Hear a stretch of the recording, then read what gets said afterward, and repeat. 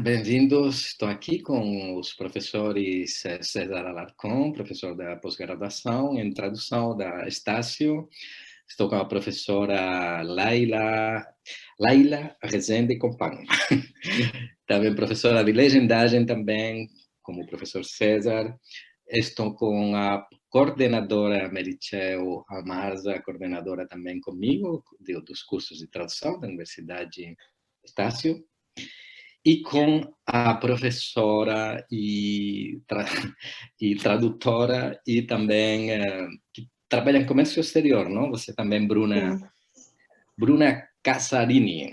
Então, tem uma polêmica com a tradução do Round Six, uma polêmica mundial, todo mundo está falando, não? Porque essa tradução está sendo tão polêmica, tem tanto erro de tradução. É importante dizer que o principal erro é que foi traduzida do coreano para o inglês, que aí começaram os erros, e que o pior foi depois traduzir por tradução automática para todas as outras línguas, e esses erros já ficaram, e não só ficaram, sino pioraram, não? Então, Bruna, você encontrou alguns erros importantes, não, na série, quando você viu a série.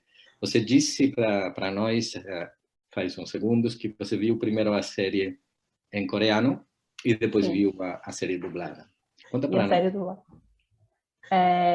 Eu acho que, né, voltando nisso, primeiro foi traduzido para o inglês, depois para o português. Quando a gente faz, né, essa tradução da língua original para uma língua e depois para outra língua, a gente perde algumas ideias ali no meio, alguns nuances, algumas coisas, né? E fazendo traduções ao longo da vida, totalmente como hobby, nunca fiz isso como trabalho, foi sempre traduções voluntárias, eu percebia que algumas coisas, e eu achava isso muito curioso, é mais fácil a gente trazer para o português direto do que, por exemplo, pegar do inglês uma coisa que foi traduzida do coreano. Isso eu senti muito fazendo traduções. No caso do Round Six mesmo, teve algumas cenas bem polêmicas, não só com a tradução, mas até mesmo alguns pontos que a gente não consegue trazer numa legenda, ou às vezes a gente não consegue trazer numa dublagem que são muito específicos da língua coreana, como, por exemplo, a formalidade. Então, níveis de formalidade são muito necessários na comunicação com a língua coreana. Então, a forma como você fala com alguém mostra sua relação com aquela pessoa, quem aquela pessoa é perante a você e quem você é perante aquela pessoa. Então, acho que dois pontos assim de tradução bem relevantes que causou a polêmica foi, acho que me vem mais assim na cabeça é o do personagem estrangeiro, né, o paquistanês, que a forma como ele fala com o personagem, o Sang-woo, que eu esqueci agora qual que é o número dele, mas eu acho que ele é o 199, que ele é o amigo do protagonista. É mais fácil eu falar por número do que por nomes. A forma como ele se refere a ele. Na legenda estava sempre como senhor ou como chefe, né? Que ele usa uma palavra, 사장님, que significa chefe, que é a forma como você fala com o dono da empresa ou o dono do negócio onde você trabalha, onde você é funcionário. E ele sempre se refere a esse personagem dessa forma. Só que ao longo da história, ele troca essa palavra, né? Ele para de se referir por pedido do próprio personagem, tipo, ele fica, não me chame assim, não precise me chamar dessa forma, né? Pode me chamar de uma palavra que a gente traduz literalmente como irmão, que é hyun, a forma que você se refere a uma pessoa mais velha que você. Então, eu acho que esses pontos acabam se perdendo na legenda em alguns momentos, porque em muitas situações você vê você escuta, né, o personagem usando esses pronomes de tratamento, enquanto na legenda aparece apenas o nome da pessoa com quem ele está falando. Eu sei que, às vezes, para quem não conhece a cultura, se usarem esse pronome na legenda, vai tipo, o que é isso? Né? Teria que colocar uma grande nota de rodapé para explicar o que significa aquilo, mas são coisas que, às vezes, se perdem, né? Não conseguem ser trazidas para dentro da tradução, seja da legenda e da dublagem também. Outro ponto são palavras que não são traduzíveis ou que são difíceis de traduzir. que é o caso daquela expressão, né, kambu, que eles utilizam naquele episódio da bolinha de gude. E significa literalmente amigo próximo. Então, algo como melhor amigo, que depois, quando foi traduzida, ficou algo como a gente divide tudo, né? Tipo, saiu muito fora do contexto, assim, acho que da grande ideia central daquele episódio. Então, em alguns momentos, eu vi isso das pessoas comentando, elas não entenderem aquele episódio ou acharem que aquele episódio foi ruim, quando, na verdade, teria sido mais fácil de compreender se as legendas fossem um pouco melhores. Ou até mesmo, em alguns casos, tivessem um pouquinho de um entendimento um pouco maior sobre a cultura coreana. Então, tem coisas que, assistindo, eu percebo que, por exemplo, as pessoas da minha casa não percebem. Então, eu pauso, aí eu explico. Aqui ele falou assim, assim, assim. Acho que outro ponto legal também é sobre a personagem, a Hae-byuk, que ela é uma menina que ela fugiu da Coreia do Norte. Então, quando ela fala com os jogadores do jogo, ela fala com sotaque da Coreia do Sul. Mas quando ela fala com o irmão dela, ela está na presença da família dela, ela fala com sotaque da Coreia do Norte. Então, esse tipo de coisa também, quem não entende coreano, né, não faz diferença nenhuma. E o sotaque, a gente também não percebe na legenda. A gente, às vezes, na dublagem, isso também não é trazido, né, essa questão do sotaque. E para o personagem dela, isso é muito importante, para a relação, né, do personagem dela com os outros personagens da série. Então, esses são alguns pontos que eu percebi, assim, na série. Eu acho que eu vou assistir uma terceira vez para ver mais algumas coisas, que tem bastante coisa para analisar, que eu acho muito interessante. Muito obrigado, Bruna. É incrível, não, César? O dinheiro que se gasta normalmente, não? Uma série desta pode custar o que 100 milhões de dólares, não? Ou uma coisa assim, 80, não sei, uma quantidade incrível, não? E pretenderam economizar na tradução, não? O que realmente acaba sendo um problema, mas é muito comum, não? César, você acabou de traduzir a mostra de cinema agora, de São Paulo e do Rio também, não? Sim, sim. A gente, na verdade, lida, né, com essa questão da tradução audiovisual, né, em todos os eventos, né, que a gente faz, que eu faço já há tanto tempo. E um exemplo disso, né, é a Mostra de São Paulo, que é um evento, um dos maiores eventos audiovisuais, né, na América Latina, talvez o maior, né, agora com a pandemia, enfim,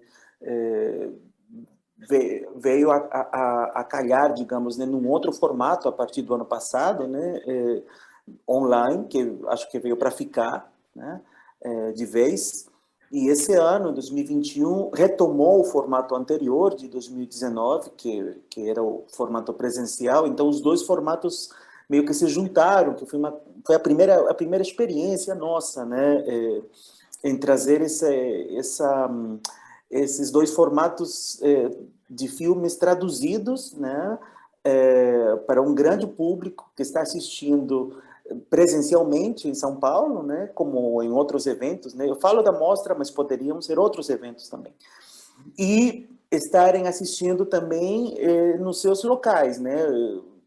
Eu estou me referindo a um evento que abrange o Brasil todo, como o mundo todo, né? E quando a Bruna agora falou essa questão do que a legenda e o que a dublagem, isso me chama muito a atenção, porque, por exemplo, esses eventos, geralmente, eles lidam mais com legenda, que é um produto mais econômico, digamos, né? Você falou em questões financeiras, né? Então, nesses eventos de festivais e mostras, né, que eu trabalho há mais de 20 anos, você usa esse recurso da legenda justamente por isso, porque a dublagem acaba sendo um produto, né, resultando um produto muito caro, né, e muito tecnicamente, né, demorado e, né, complexo, né, em todos os sentidos. Já a legenda não, a legenda, digamos que é um serviço mais prático, né, mas ambos têm os seus prós e os seus contras, né? A Bruna, a Laila, né? Aqui sabem, né? A Meritxell sabem, né? Do que eu estou falando, você também, que moram aí na Espanha e que tem onde muito material audiovisual é dublado, diferente do material aqui na América Latina. Vamos falar do Brasil, onde muito material é mais legendado, né, por questões culturais. E aí, né, entra aquilo que a Bruna falou agora há pouco, né, muito conteúdo acaba se perdendo na legenda, muito conteúdo acaba talvez se perdendo em outros, né, em contextos distintos, né, estamos falando do mesmo produto, na dublagem. Até porque na dublagem a gente traduz tudo, na legenda não, na legenda a gente não tem essa liberdade, né, de poder traduzir tudo, independente de questões financeiras, né? Na legenda a gente tem limitações, né, de tempo, espaço, né, tempo é os segundos, né, que nós temos para que essa legenda caiba na tela, e espaço é o tamanho da legenda, número de caracteres. Então, assim, isso acaba um pouco meio que limitando o trabalho do tradutor, fora também questões que vêm como, digamos, condições, né, por parte do cliente. Às vezes o cliente acaba também meio que atrapalhando, entre aspas, né, um pouco o trabalho do tradutor, que às vezes ele tem uma certa liberdade, né, em trabalhar, em colocar expressões idiomáticas e tal na legenda, e de repente se depara com um cliente ou com uma emissora, ou com um canal, enfim, que diz, não, você não pode fazer isso, você não pode colocar tais expressões ou gírias e tal. Então, ele tem que seguir essas regras, né, da casa. Né? Acredito que na dublagem, né, seja a mesma coisa. Mas eu acho que são duas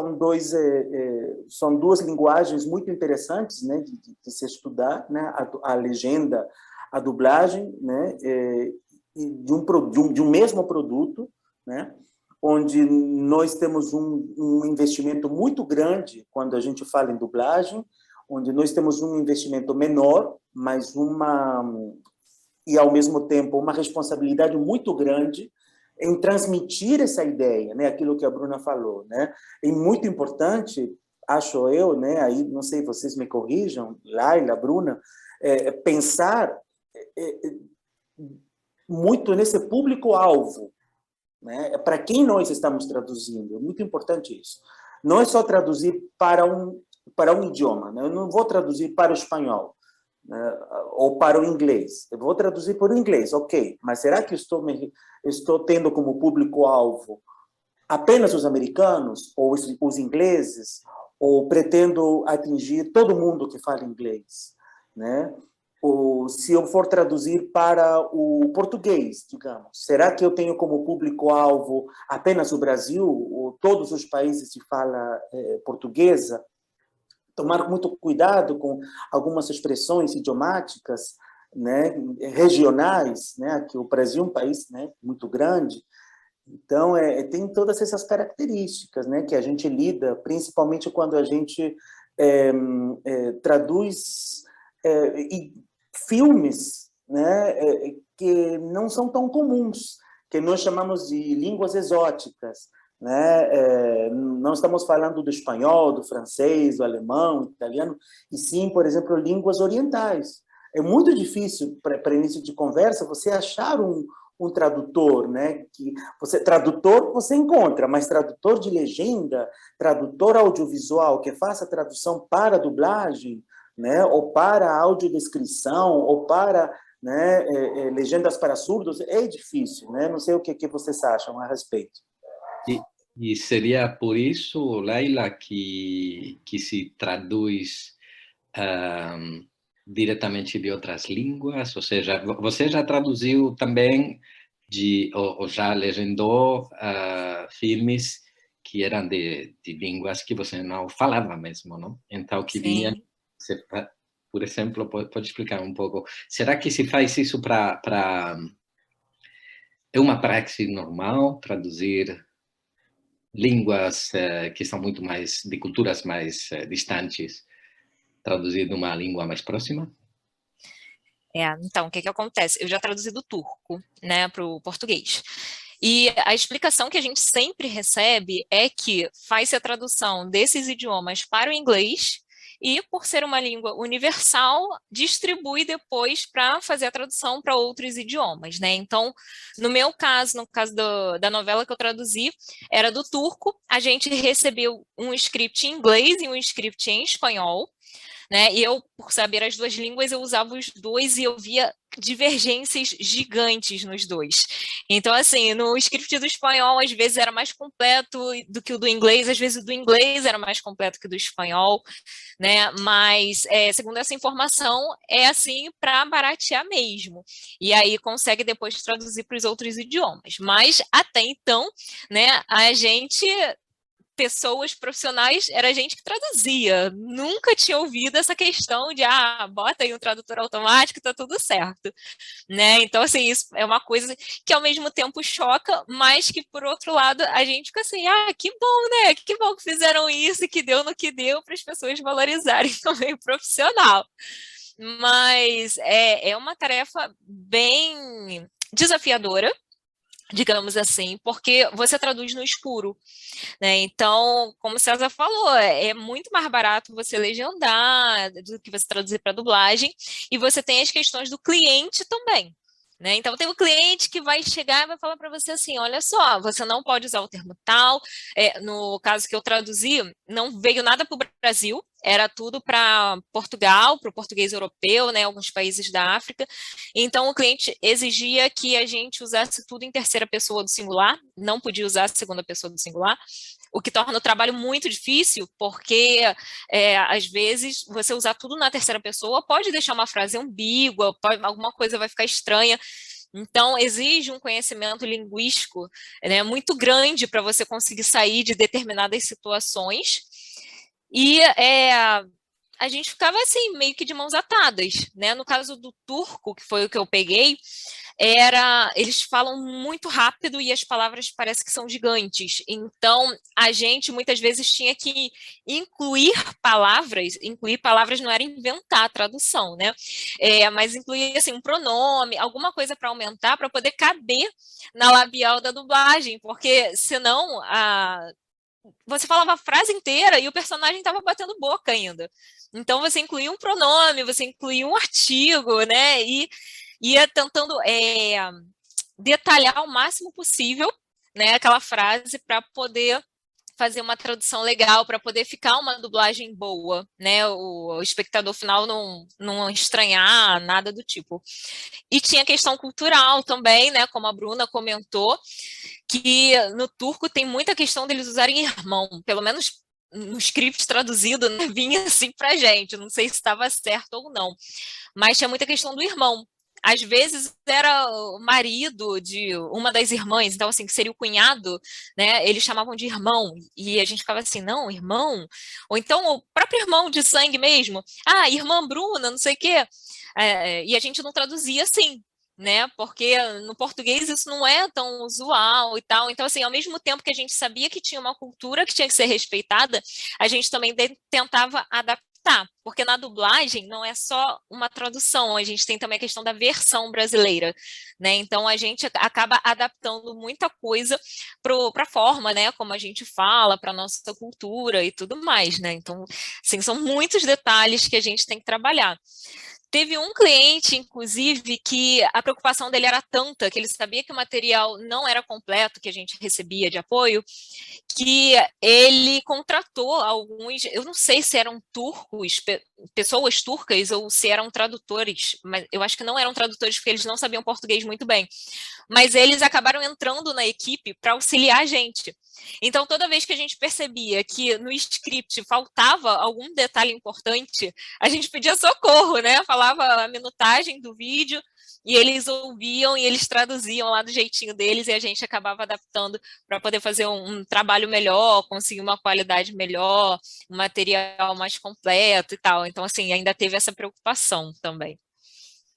Obrigado, Leila. Eu queria aproveitar para parabenizar você pelo trabalho que você faz de divulgação da área do nosso trabalho dos tradutores, não, da área da tradução, pelo site Tradutor Iniciante, por todos esses anos de trabalho que você faz divulgando como é o nosso mundo, não? Isso é muito importante. Me No seu dicevo, site, no Obrigada. canal, livro, tudo, tradutor.com.br, Instagram. YouTube, tudo. Aí tem, procurem Tradutor Iniciante, vocês encontram lá ele um monte de informação sobre a tradução. Me dicevo, Obrigada. será que o futuro, a Netflix já entrou no futuro, porque o futuro da tradução é a pós-edição? Olha, eu acho que não. Na verdade, na Espanha se criou uma grande polêmica com a tradução do Round Six para o espanhol, que em espanhol é El Juego del Calamar, né? O jogo da Lula, né? Se manteve o nome original, mas no Brasil não deu para manter por causa do nome do ex-presidente, né? Ficaria bem estranho. Então, na Espanha foi usada...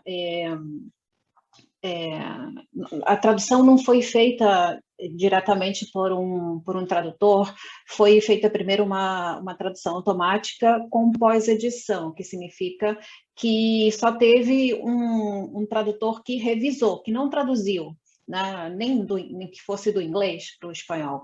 Ele já recebeu o texto já traduzido automaticamente em espanhol e ele somente teve que revisar aquelas legendas, né? Só que a tradução automática, do meu ponto de vista, não serve para todos os tipos de tradução, para todos os textos. Traduzir poesia com tradução automática, traduzir literatura com tradução automática não dá. E eu acho que a tradução audiovisual também não é um tipo de tradução para usar com tradução automática, porque é um trabalho muito criativo, né? Como o César estava falando, a Laila estava falando, tem que fazer muitas adaptações, ajustes, diminuir, aumentar, né? Traduzir pelo contexto, fazer adaptações culturais. Então, é um trabalho muito criativo que uma máquina não consegue fazer, né? Desculpe te interromper. Você falou que foi traduzido só por uma máquina, por um tradutor automático, do coreano para o espanhol. Não, do inglês? Desculpe, do inglês para o espanhol. Mas eu acho que foi traduzido do inglês para todas as línguas, não só para o espanhol, para o português também, não? As legendas que aparecem no Brasil são feitas pelo Eu não tenho absoluta certeza. O que até onde eu sei, a Netflix contratou uma empresa de tradução, uma agência de tradução, que traduziu do coreano para o inglês e depois distribuiu a tradução do inglês para as outras línguas, mas eu não sei se passou o tradutor automático para todas elas ou somente para algumas. Então, eu não tenho certeza. Eu tenho certeza que para o espanhol foi tradução automática, mas para o português eu não tenho certeza absoluta. Não sei dizer se passou tradutor automático para todas. Né? Bruna, desculpe, Merceu, pelos erros que você encontrou, Bruna, na tradução do Round Six, você diria que era um tradutor automático mesmo? Bom, dizem até que era o da Google, não? O Google Translator, não? Então, no caso do Round Six especificamente, eu não lembro de algum momento específico que parecia muito uma legenda traduzida por um tradutor. Mas eu notei em diversas séries, sejam originais da Netflix ou séries que, né, já tinham sido lançadas na Coreia há um tempo, das emissoras de TV coreana, que entraram no catálogo da Netflix, que em vários momentos tinham traduções assim, bem feias mesmo, de tradutor, de questão de contexto. Então, isso eu notei. No caso do Round Six mesmo, eu não teve nenhum momento, assim, que eu me lembre da legenda tá parecendo ser tradução automática, né, alguma inteligência artificial. Mas eu acredito, há uma grande possibilidade de ter sido. Claro que deve ter tido, né, pessoas depois que fizeram aquela revisão, né, para ver se estava tudo ok. Mas eu já notei isso em outras séries coreanas dentro da Netflix. Isso eu já percebi. No caso do Round Six, especificamente, não me lembro de nenhum momento em que pareceu que fosse tradução de, né, Google Tradutor. Uhum. Porque mesmo que seja tradução automática, tem o que se chama de pós-edição, que é uma revisão posterior, né? Então, um tradutor é contratado não para traduzir, mas para fazer essa revisão. Só que, claro, tem um thread no Twitter de uma tradutora espanhola que explica muito bem, né? E ela explica, quando você faz uma revisão feita por um tradutor humano, né, de uma tradução feita por um tradutor humano, é como se você entrasse numa casa, né, que tivesse a tomada com defeito. Então, você vai lá e você conserta a tomada que está com defeito e pronto, né? Mas quando o texto é traduzido por um tradutor automático, é como se você entrasse numa casa e ela estivesse caindo aos pedaços. Então, você tem que consertar tantas coisas que aquela tomada passa totalmente despercebida, né? Então, o revisor, o que faz a pós-edição, tem que consertar tantas coisas, adaptar, tanta coisa que o trabalho não fica tão bom, né? E acaba coisas que ele não que ele consertaria ou corrigiria numa tradução humana, o pós-editor não consegue corrigir. E fora que é um trabalho que acaba sendo mal pago, né? Porque o tradutor não recebe por traduzir, recebe por revisar, que é um valor muito inferior. Ele tem que fazer um trabalho hercúleo para consertar tudo aquilo, e acaba recebendo merreca, né? Então, isso acaba desvalorizando muito a profissão, porque a pós-edição na tradução audiovisual não é um lugar, a tradução audiovisual não é um lugar para um tipo de tradução para usar pós-edição. É criativo demais. Tem uma coisa interessante aí, Meritia, que você comentou agora sobre o resultado assim não tão bom, né? Eu não gosto da palavra ruim, mas às vezes é ruim mesmo. E que não é necessariamente uma tradução automática, né? E isso eu acho que isso, por exemplo, eu vejo muito nos eventos que eu faço, até por conta não do cliente em si, mas por conta do material, da falta do material e das condições de trabalho em que, né, que o tradutor desenvolve, e às vezes o prazo que ele tem, um curto prazo, né? Por exemplo, nos eventos que eu faço, nas mostras e nos festivais de cinema, às vezes nós precisamos traduzir filmes não só de línguas conhecidas, como inclusive coreano, né, e outras línguas exóticas, claro, partindo não do coreano, mas partindo a partir de roteiros em inglês, onde nós recebemos o roteiro em inglês, mas não recebemos o vídeo. Então, como você vai traduzir vai gerar uma legenda, né, de um produto audiovisual se você não está assistindo o filme a partir do roteiro? Quem garante que esse roteiro, né, condiz, né, segue, né, arrisca, né, as cenas, né, da última edição do vídeo? Não tem essas questões também, né, envolvidas. O prazo, às vezes, é muito curto, né? O ideal são talvez alguns dias, mas às vezes o tradutor tem que vir à noite para, né, para desenvolver ou para gerar esse conteúdo, né? E eu estou falando de 1h30, 2 horas de filme. Então, às vezes, eu acho que esse resultado ruim, às vezes, vai muito em função do material mesmo, né? Das condições em que o tradutor se encontra, às vezes, né? E o pouco prazo que ele tem, e esse resultado, né, chega para o espectador, obviamente, não sabe e não quer saber, né? Ele não precisa saber desses detalhes, né? E ele acaba, obviamente, reclamando e acaba né, gerando críticas, né? Infelizmente, né? Mas mal ele sabe que o tradutor passou por todos esses percalços, né? Não sei se já aconteceu isso com vocês. Mas, César, a maioria das pessoas acham que quando vê uma legenda errada é que o tradutor não sabe a língua, não? Então, as pessoas não são cientes de que, de repente, nem chegou, como você fala, da língua própria para ele, se não chegou de outra língua, ou chegou de um programa de tradução e ele teve de fazer barbaridades para conseguir consertar isso, não? Então, eu estive uma vez com você num cinema, você lembra? E você era responsável por uma tradução de um filme que era asiático. Eu lembro que era asiático. Eu ficava impressionado porque você lançava as legendas enquanto ia passando o filme. E eu nem lembro se era japonês, se era coreano, o que era, porque não entendo nenhum das duas línguas, desculpe, Bruna. Nem eu. Mas você conseguia jogar a legenda no momento certo, eu acho, claro. Sim, Deve sim. ser muito complicado isso, não sei.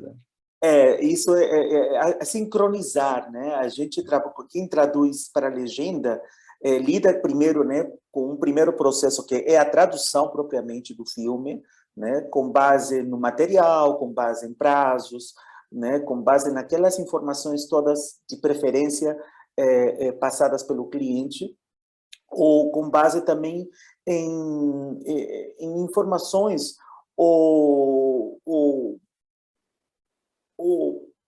digamos, tópicos, ou todo o material que esse tradutor consiga reunir, né, para poder desenvolver essa obra. Agora, um segundo passo, né, que seria a marcação, que nós chamamos de marcação de legendas, né, que seria a sincronia das legendas, é um trabalho, diria eu, mais artesanal, né, coisa que, por exemplo, a tradução para a dublagem não passa por esse processo, né, a tradução para a dublagem não passa pela sincronia, né, até porque a sincronia é feita ao vivo, é feita pelos próprios, né, dubladores dentro do estúdio. Já no caso da legenda, não, a legenda tem que ser sincronizada, a legenda, né, por legenda, uma a uma, né, de forma artesanal, manual mesmo. Então, essa sincronia, quando ela acontece ao vivo, como é o caso dos festivais de cinema, os operadores, como você viu, eu operando, talvez, né, esse seja o exemplo, ele precisa estar muito atento e estar muito dentro daquele enredo, dentro daquela história, né, para saber, para acompanhar, mesmo ele não sabendo, né, o idioma que está sendo falado, só seguir só seguir a lógica, né, do filme, né, que você, né, vai seguir certinho, vai sincronizar, né, com as legendas sendo sincronizadas em português, sendo lançadas ou sincronizadas ou projetadas, né, em português, em cima de um idioma muito difícil. Muitas vezes os próprios operadores não falam, né? Então é um trabalho realmente muito difícil mesmo. Você, Laila, fez a pós da gente, né? Pós em tradução da Estácio. Imagino que teve como professor o César.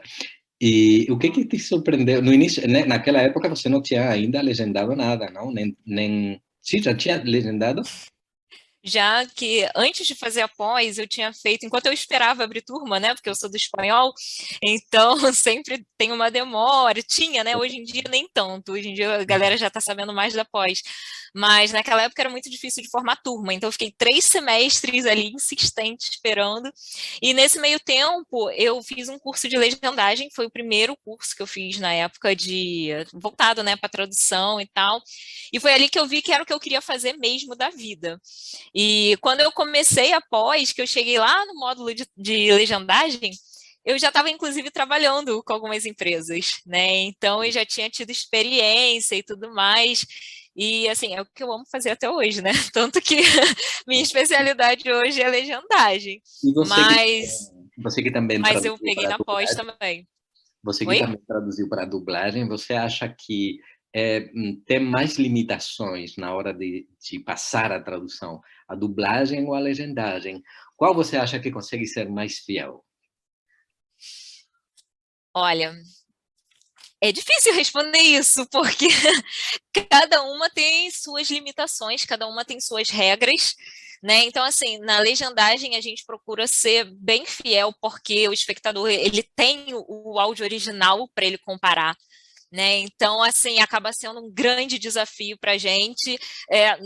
Eu procuro, geralmente, né, só trocar as palavras, assim, pegar de repente um sinônimo menor, né? Porque a gente tem a questão de tempo, de espaço, mas na dublagem, eu acho que a gente consegue fazer umas adaptações bem legais, né? Porque não tem essa comparação, então você tem um pouco mais de liberdade, questão da labial, questão da informalidade também, da fala, né? Que é totalmente diferente de você escrever um texto, que a legenda nada mais é do que um texto segmentado, né? Então você tem que ser um pouquinho mais formal e tal, mas eu acho que as duas são difíceis, assim, não tem.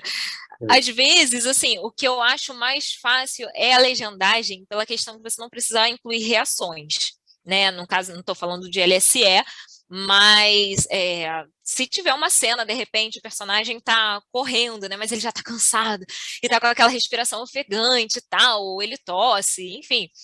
Isso na legenda não vai entrar. Então, meio que fica mais fácil de você trabalhar. Na dublagem, isso já não acontece. A gente vai ter que colocar ali todos os detalhes que estão acontecendo para o ator, quando entrar no estúdio, que for dublar, ele saber o que ele vai encaixar ali de reação, né? E o César estava até falando questão da sincronia e tal. Na dublagem, a gente acaba fazendo isso também. Não é tão preciso, né, quanto na legendagem, mas a gente faz também. Alguns estúdios mandam para a gente já no template, que é uma tabelinha, né? Aí numa coluna tem o tempo que a fala entra, e a gente só divide por hora, que geralmente não tem hora, né? Mas enfim, se for um longa, hora, minuto e segundo. Não tem quadros, não tem, né? É bem mais simples. E coloca o nome do personagem em outra coluna e a fala do personagem, então, na terceira coluna. E alguns estúdios mandam pra gente já esse timing feito, né? O tempo de fala de cada personagem. E outros não, outros pedem pra gente fazer essa marcação, pagam um pouquinho a mais e pedem pra gente fazer essa marcação. Mas, olha, a questão assim de qual que eu acho mais fácil, qual que eu acho mais tranquilo. Olha, essa pergunta foi muito difícil. É difícil. Eu acho que depende muito do material que a gente pega, porque tem uns materiais que eu pego para dublagem e fico assim, nossa, isso aqui para legendagem seria maravilhoso. E tem uns que eu pego para legendar que eu fico querendo extrapolar um pouco mais na criatividade e acabo ficando mais presa. Então, assim, eu acho que varia muito do material. Eu acho que cada um tem as suas particularidades, né, complexas, inerentes, né, a tanto a legenda quanto a dublagem, né. Tem a questão também vamos falar do público, né, não só partindo do material e tradução em si, mas sim pensando no público, afinal de contas é para ele que nós estamos traduzindo, seja para legenda ou dublagem. Tem a questão do elitismo, né, quando a gente traduz para dublagem, o público vai ser quando a gente traduz para a legenda, o público acaba, né, sendo outro, talvez. Então, tem essa questão elitista, né, quando a gente fala em dublagem versus legendagem, né, fora as questões financeiras também, que já falamos antes, agora aqui, que a legenda acaba sendo tem custos muito mais baixos que a dublagem. E tem também aquela questão, que no caso da legenda, em que nós temos a presença da imagem, né, e o som original. E como a Laila falou, né, não há necessidade de você traduzir passar tantas informações por escrito, né, no formato de legenda, porque o espectador ele já está assistindo, apenas ele precisa entender o idioma, né? Mas vamos supor que a gente compreenda o idioma. Vamos falar agora não de uma língua exótica, e sim de um idioma que a gente sabe. Tem essa questão também, né? Quando a gente vai assistir um filme, por exemplo, em inglês ou em espanhol, que acredito que todos nós aqui sabemos. Então, como fica, né? O que vocês fazem, né? O que a gente faz? Ignora a legenda, né? E passa apenas a ouvir a língua original que a gente conhece, ou passa a fazer leitura dessa legenda, né? E ignorar o áudio original. Sendo que comparando o tempo todo, né? Tradução então tem essa questão da visibilidade, porque a legenda está lá o tempo todo. A visibilidade que eu digo, você não tem como ignorar o fato da legenda estar lá presente. E tem a questão da vulnerabilidade, porque a partir do momento em que a legenda se encontra lá presente, né, na parte inferior da telona do cinema, ou da tela da TV ou do computador, enfim, né? Ela se torna vulnerável a partir do momento em que, claro, nós conhecemos o idioma do filme. Agora, se eu não conheço o idioma, que é o caso, né, do coreano, que já não é o caso da Bruna, né, eu não vou fazer a menor questão em tentar compreender o idioma, eu apenas vou depender das legendas, né?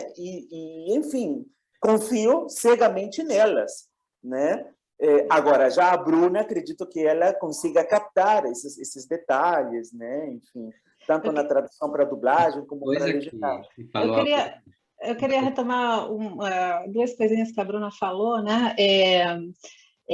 De que não foram bem adaptadas ou que se perderam, adaptadas, mas se perderam, né, no Round Six. Você falou da questão dos sotaques, né, por exemplo, que tem a ver com o que o César está falando agora. Porque como o César falou, quando a gente conhece a língua do filme, da série, né, a gente acaba preenchendo as informações com áudio.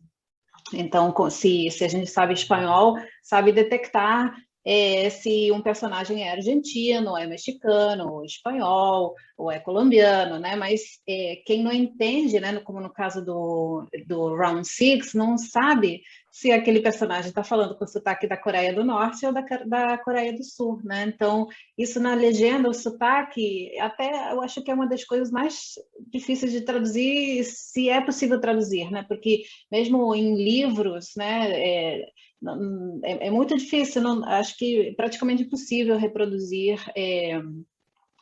sotaques, né? E na legenda, com certeza, se perde. Na dublagem, eu não sei o que você acha, Laila ou César, mas às vezes eu acho que tem, em algumas ocasiões, ou dependendo do personagem, da função daquele personagem, às vezes há uma tentativa de tentar reproduzir algum sotaque. Se ele é estrangeiro, ele fala de um jeito, também com sotaque estrangeiro, né? Mas isso só na dublagem, na legenda isso não se consegue, né? Eu estava pensando no que falou a Bruna, de que em todas as línguas asiáticas, o negócio da formalidade é muito importante, não? Então, como traduzir? E também no turco, não só... Você deve ter encontrado também, Laila, na dublagem, como não tem espaço, não tem como colocar tudo isso que aparece, não? Você, Bruna, falava que tem bastante falhas nesse sentido, não? De essa formalidade que não acaba sendo bem traduzida por essas diferenças culturais, na realidade. Já não é só um problema de tradução literal, não é um problema de compreender a língua, senão é mais um problema de diferença cultural, não é assim, Bruna?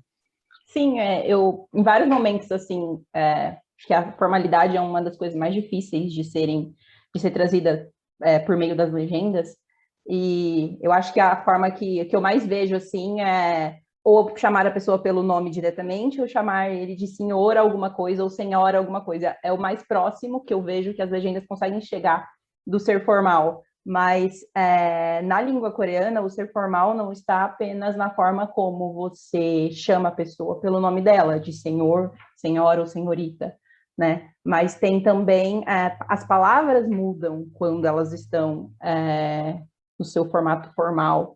E você não tem apenas 2 níveis de formalidade, você tem 3 níveis de formalidade. Então, você tem um jeito formal, você tem um jeito que é considerado educado, né? Que você normalmente usa em situações casuais, que você não tem muita intimidade com a pessoa com quem você está falando, e você tem o informal, que é o que você fala normalmente com os seus amigos e às vezes com seus familiares. E às vezes esse nuance não passa, né, por meio da legenda, mas uma coisa muito legal, que eu sempre notei isso, consumindo cultura coreana desde 2012, quando eu comecei a consumir cultura coreana, a gente não tinha muito conteúdo traduzido. Então, assim, quem estava lá naquela época, né, tipo, a gente desbravou o mato mesmo. Era conteúdo em inglês. poucas coisas eram trazidas para o português. Quem trazia esse conteúdo para o português? Fãs. Então, pessoas, uma meia dúzia que sabia inglês, traduzia as coisas para o português e todo mundo consumia aquilo em português. E então, a gente ficou meio que numa bolha, né? Então, as pessoas que consomem cultura coreana entendem, acho que um pouco da cultura japonesa também, porque eu já também tive a fase, né, de consumir bastante cultura japonesa, a gente cria uma bolha. E apesar de a gente não entender o idioma, a gente entende algumas questões culturais, a gente entende alguns nuances no idioma. Muitas pessoas que consomem conteúdo coreano, eles podem não entender coreano, mas eles entendem, eles percebem se a pessoa está falando formal ou informal, por causa de algumas terminações de frase e tal. Então, quando a gente está dentro do nosso nicho, dentro da nossa bolha, a gente consegue perceber quando uma legenda está mais ou menos e quando uma legenda está, tipo, ok. Só que pensando no caso de Round Six, né, tipo, a série mais vista na Netflix no mundo todo, não eram todas as pessoas que consumiram Round Six que entendem de cultura coreana ou que percebem esses nuances, né? Então, acho que dentro das pessoas que consomem a cultura coreana e entendem, eu acho que a polêmica foi um pouco maior do que fora. E as pessoas, quem não entende coreano, quem não entende da cultura coreana, estava ótima aquelas legendas. Para minha família que assistiu Round Six dublado, a dublagem estava ótima. Então, eu acho que especificamente, né, falando do coreano, traduzir o conteúdo do coreano para as pessoas que consomem, né, aquele conteúdo com bastante frequência e tem uma preferência por consumir conteúdos coreanos, seja filmes, novelas e as músicas, eu imagino que às vezes é um pouco até mais difícil, né, de criar essa legenda de forma que vai satisfazer aquele público, né? Então, eu acho que tem essa especificidade, assim, da cultura coreana e da língua coreana, que eu acho interessante. Você encontrou mais erros culturais ou de tradução mesmo, linguísticos? Teve um outro erro que eu lembrei aqui enquanto a gente estava conversando, que foi com a personagem, o nome dela é Minho, mas eu não lembro qual que é o número dela para eu falar, mas ela é aquela moça de meia-idade, aquela, né, mulher de meia-idade, 40 e poucos anos, que ela tem o cabelo bem enroladinho. O jeito dela de falar é muito específico, é muito característico. Então, tipo, ela é um pouco, se a gente vê dentro da sociedade coreana, um pouco escandalosa, ela fala alto, né? E também o próprio... algumas coisas que ela falava durante a série foram traduzidas de uma forma mais ou menos. Por exemplo, quando ela se refere, quando ela está tentando, né, se enturmar com as pessoas, ela, na legenda, se eu não me engano, na dublagem foi traduzido da mesma forma, ela fala assim, na dublagem e na legenda, eu só não sou boa naquilo que eu não sei fazer. Só que, na verdade, ela não está falando isso. Ela está falando, eu sou muito esperta, eu só não tive oportunidade de estudar. Então, essa é uma característica muito interessante, importante dentro da sociedade coreana, que está muito nítida ali dentro da série. Então, você tem, por exemplo, ela, que é uma pessoa muito esperta, ela que não teve a oportunidade de estudar, né, formalmente, frequentar uma universidade. E você tem, por outro lado, o personagem do Sang-woo, que ele é o melhor amigo, ele é um amigo conhecido, né, do personagem principal. Ele se formou na melhor universidade da Coreia do Sul. Então, assim, ele era o cara que, tipo, ele era o orgulho do bairro, porque ele passou na melhor universidade da Coreia do Sul, e ele, tipo, estava ali no mesmo contexto que aquela que não teve oportunidade de estudar. Então, essa é uma crítica social, uma questão bem interessante que está ali, que se perdeu naquela fala, que foi traduzida como eu só não sou boa naquilo que eu não sei fazer. Quando, na verdade, ela disse, eu sou esperta, eu só não tive a oportunidade de estudar. E é uma questão, na verdade, é universal, né? Em todas as sociedades sempre tem aquelas pessoas que não conseguiram estudar por determinadas razões, né? Principalmente econômicas, né? Então, não haveria aqui uma dificuldade cultural difícil de traduzir, né? É o número 202, a jogadora é a 212. Isso. E é curioso porque esse mesmo erro também está em espanhol, o que provaria que realmente a tradução automática foi feita para muitas línguas, muitas O que línguas. o erro veio do inglês também, né? O erro veio do inglês e eles traduziam do inglês para o resto. Não sei, até, não sei se teria sido melhor traduzir do coreano diretamente a tradução automática, não? De repente teria saído melhor. Mas essa diferença de classes é muito importante na Coreia na hora de não só de falar, sino de oportunidade para estudar na Universidade de Seul, que é uma universidade muito valorizada, mas que é muito cara e é muito difícil entrar nessa universidade, não é? Sim, então, e acho que outra questão interessante também, eles têm muitos pontos de identidade. Então, assim, pessoas que frequentaram a mesma escola, eles se identificam como a pessoa que frequentou a mesma escola. Então, em vários momentos ele fala, eu sou o cara, eu sou o fulano do bairro tal. Esse aqui é meu amigo, ele é tipo o gênio desse bairro onde a gente mora. Eu moro no mesmo bairro que essa pessoa, que é um gênio, e entrou na Universidade de Seul. Então, essa questão da identidade fica muito, para mim, ficou muito nítida ali na história toda, né? Essa questão, as questões de desigualdade social. Então, ali você vê pessoas dos mais diversos backgrounds. Então, você tem o cara que se formou na melhor universidade da Coreia. Você tem o cara que tentou ter o próprio negócio 3 vezes e faliu as 3 vezes. Então, você tem várias personalidades ali dentro, né, do jogo, de vários backgrounds sociais e que estão ali pelo mesmo motivo, né? Pelo prêmio do jogo. Então, Bruna, deixa eu te fazer uma pergunta assim, rapidinho, queria te interromper. Você seria a favor, talvez, visto essa questão toda, né, que você está mencionando, de essas questões culturais todas, tão diversas, falando dos seriados, das séries coreanas e filmes coreanos, você seria talvez a favor de passar, antes do seriado, do filme, começar coreano, tá? Passar algum tipo de informação para o espectador, explicando, né, essas diferenças, né, colocando o espectador a par daquilo que ele vai assistir. O que você quer dizer? Uma coisa que me surgiu agora, tá? Não sei se isso seria viável ou não. Uma coisa que eu percebi consumindo hoje em dia eu consumo filmes e séries mais nessas plataformas de streaming, onde você tem as legendas, as traduções, as dublagens sendo feitas por profissionais, né? Mas por muito tempo eu consumi coisas sendo feitas por fãs. O que era feito? Tipo, no começo a gente não entende nada, a gente não sabe nada. Não é algo muito viável, porque às vezes você tem que pausar o vídeo, mas tinham muitas notas.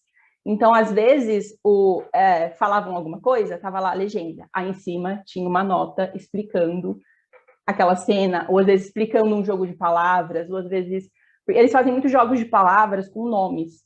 Então, às vezes você chama a pessoa, tem o nome dela, e você chama ela por uma outra palavra que parece o nome dela. Aí tinha lá uma notinha de rodapé. O nome dela soa como a palavra tal. Aí você acaba entendendo dentro daquele contexto. Mas eu acho que muita coisa é cultural. Então, é muito difícil, né, você tentar, sei lá, explicar. Acho que acaba ficando um pouco chato, não sei, passar aquela informação. Eu lembro da situação eu assisti Parasita no cinema, que foi, né, um filme também de grande sucesso aqui.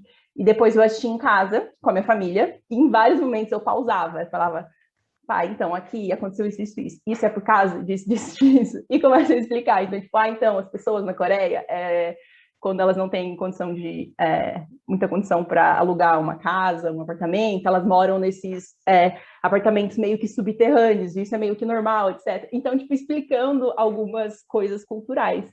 E em vários pontos, ele falou assim, nossa, se eu não tivesse me falado isso, eu não ia entender. Então, é que agora, né, principalmente depois do Round 6, mas eu percebo isso muito depois que entraram os dramas, a gente chama de dramas, né, as novelas, as séries coreanas na Netflix, que aumentou muito o público ficou muito mais amplo, então agora, dependendo do tipo, né, de série, de filme, fica difícil de passar toda a ideia, mas é aquele negócio, a pessoa que está dentro do nicho, que consome aquele conteúdo há muito tempo, pega todas essas informações. Então, eu acho que uma coisa que eu via antigamente nas legendas feitas por fãs, que eram aquelas anotações de rodapé, talvez poderia ser uma forma de aproximar, né, a pessoa que não está muito dentro da cultura coreana, não entende um pouco da cultura coreana, a compreender alguma cena, alguma fala, alguma situação. Laila, como você vê o futuro da tradução com as línguas que são tão distantes?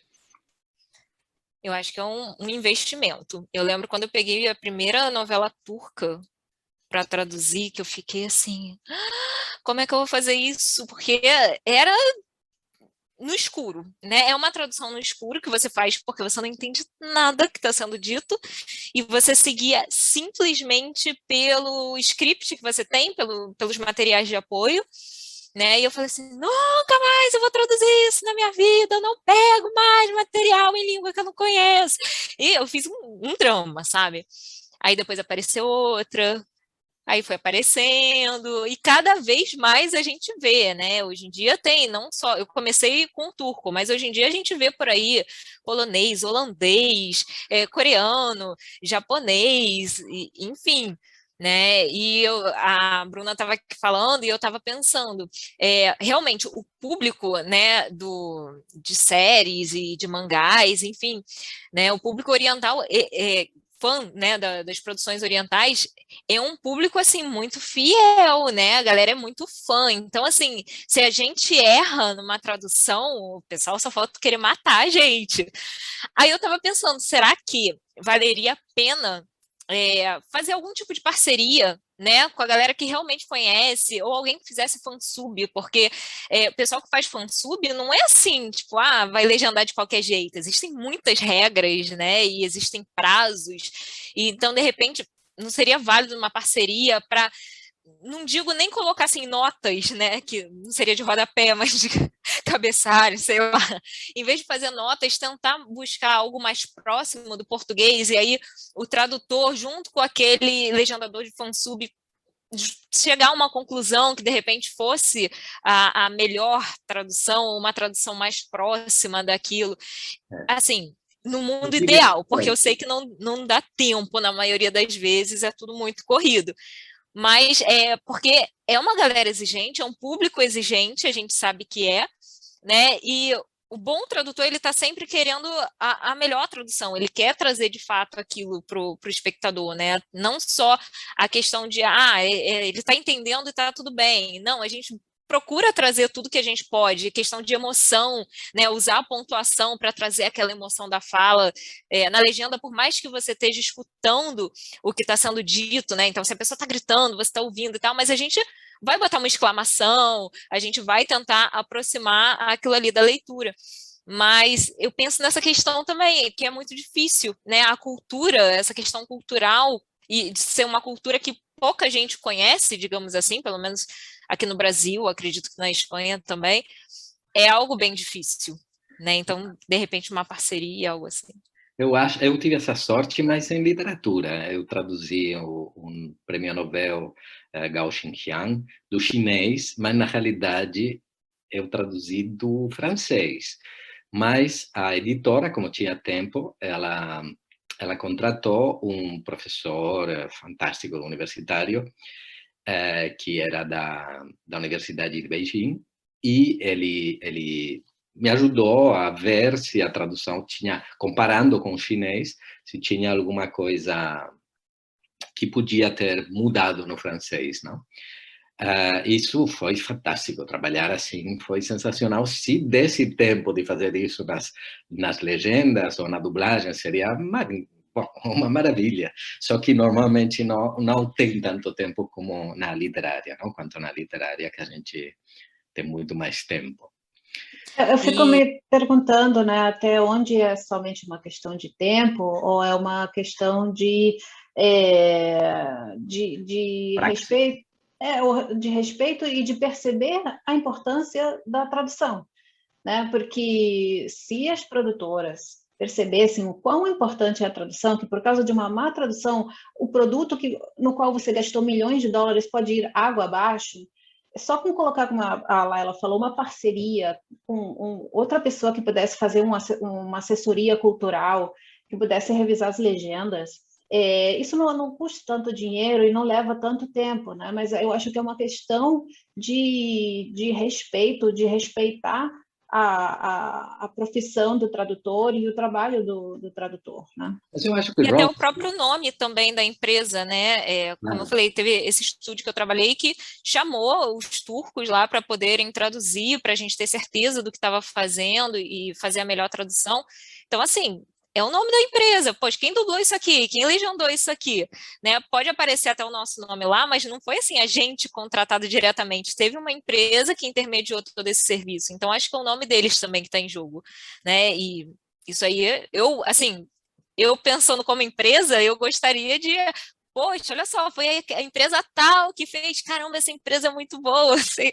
Então, assim, receber esse tipo de elogio também é sempre bom, né? Eu acho que a Round Six ajudou os tradutores, ajudou a visibilizar esses problemas. Com certeza, a Netflix vai pensar 2 vezes antes de fazer a mesma coisa, e acho que qualquer produtora vai pensar também 2 vezes, e provavelmente agora as legendas vão ser mais valorizadas, a dublagem vai ser mais valorizada, graças a isto, e qualquer um vai achar que, como fala a Meritxell, não vale a pena economizar na legenda se você vai ser criticado, não? A sua empresa vai ser criticada no mundo todo, não? Certo? O que vocês acham, César? O que você pensa ao respeito?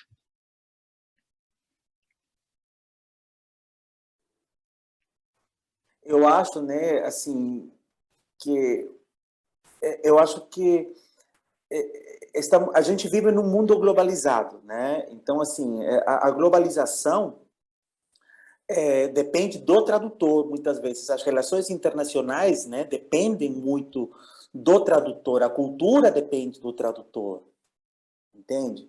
Então, é uma questão muito importante e delicada a ser levada em conta desde o início, desde a primeira fase de pré-produção, quando os produtores, a produção executiva do filme, o diretor, corre atrás do patrocínio, né, para executar o filme. Então, eles precisam realmente lembrar que a tradução, esse processo de pós-produção, né, onde será inserida a legenda, a dublagem, a legenda para surdos, a audiodescrição, né, e não apenas a edição do filme em si. Então, temos essas questões todas da tradução audiovisual que faz parte da pós-produção. Né? Então, é muito importante lembrar dessa tradução audiovisual de pós na fase pré, né? Para que esses profissionais, né, e grandes estúdios, produtoras, enfim, profissionais da área, passem, né, a respeitar o nosso trabalho, né, e, consequentemente, esse produto chegue com uma boa qualidade lá na frente, né, é o que eu acho. César, só te corrigir uma coisa que você falou no início.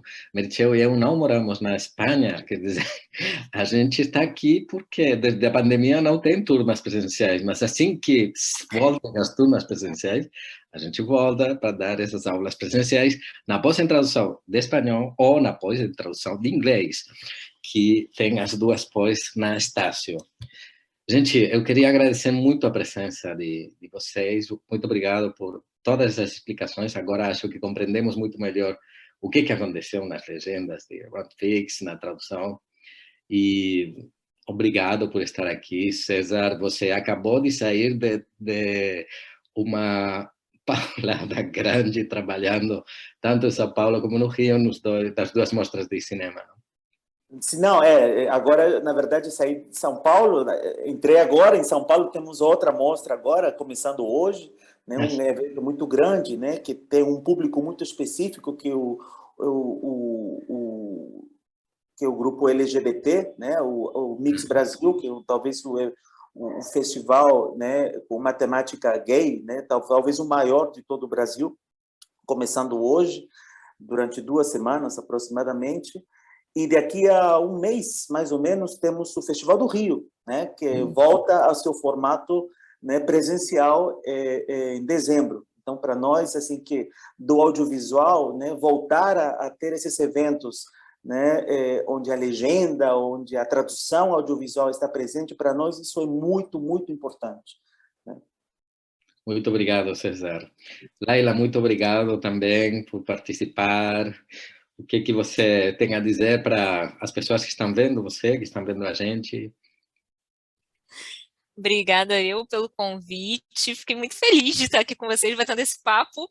E o que eu tenho a dizer é: estude, se especialize, aprenda as técnicas e não se assuste, como eu me assustei quando eu comecei a pegar esse tipo de material, porque realmente, quando você pega assim, sem nenhum treinamento, é um pouco assustador, né? Mas hoje em dia muita gente está trabalhando com tradução indireta, tem muito curso que está oferecendo o treinamento em tradução indireta também, então assim, você não vai chegar já no susto, vai aprender como lidar com essa situação.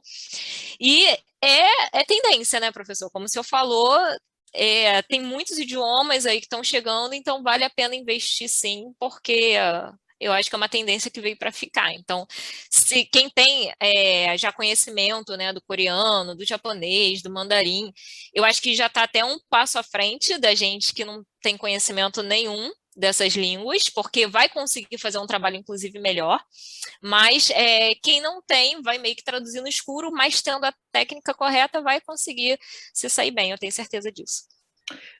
Laila, para nós três é um orgulho ter tido você como aluna, vendo você agora como uma grande tradutora. Muito obrigado. Obrigada. Nossa, eu estou muito feliz com esse elogio. Estou quase chorando aqui. E, Bruna, obrigado pelo seu tempo, obrigado por todos esses comentários que fizeram que a gente compreenda muito melhor tudo o que aconteceu, e não só ficar nas críticas, como falou o César no início, não? Que entender como funciona a tradução, como funciona a legendagem, a dublagem, e o que está acontecendo, neste caso, com Round 6. Muito obrigado. Eu que agradeço. Fiquei até meio assim, eu falei assim, mas não sou nem profissional de tradução, meu Deus, será que eu vou... Você é tradutora. Vai dar certo? Tradutora, então tem tudo a ver. Mas foi legal, foi interessante. Estou pensando em várias coisas aqui agora também, refletindo bastante. Tem mais um errinho que você quer comentar? Não, eu acho que não. Acho que não. Uma coisa que a Laila falou, né, sobre quem já tem um pouquinho de conhecimento, né, nessas línguas diferentes, eu acho que às vezes você não precisa ser, né, o fluente naquela língua, mas às vezes entender um pouco da cultura, né, na hora de fazer uma tradução indireta, é o suficiente, é mais do que o suficiente, resulta num trabalho assim muito melhor. Então, às vezes, a saber um pouquinho, né, assim como a maioria dos fansubs, como eles traduzem do inglês, mas eles entendem a cultura, eles entendem o contexto, e saem uns trabalhos, assim, incríveis. Alguns conteúdos eu consumo até hoje em fansub, porque é um bom trabalho, né?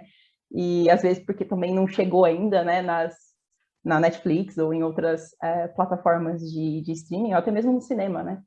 Então, pedir, né, para os futuros profissionais que, se possível, nessas línguas um pouquinho um pouquinho diferentes, buscar procurar um pouquinho delas e, querendo ou não, acho que é uma grande oportunidade de mercado, né? A demanda está crescendo para essas áreas. O Meritxell, de fato, o que a gente pede, o que a gente mostra para os nossos alunos é ser profissional, não? Sim, ser profissional, estudar primeiro para conhecer, né? Só como a Leila falou, né? Saber como funcionam, como dividir, fazer o spotting, dividir as legendas, fazer a marcação, ou o que é um roteiro para dublagem, né? Saber onde colocar as informações, que tem que traduzir tudo, né? Ou colocar o vozerio, as emoções, o cara tossindo, né, tudo isso, né? Então tem que conhecer para poder fazer um bom trabalho, né? pesquisa e conhecimento faz parte da vida do tradutor. Obrigado a todos. A gente se encontra na pós-estágio, na pós-graduação em tradução. Obrigado, até mais.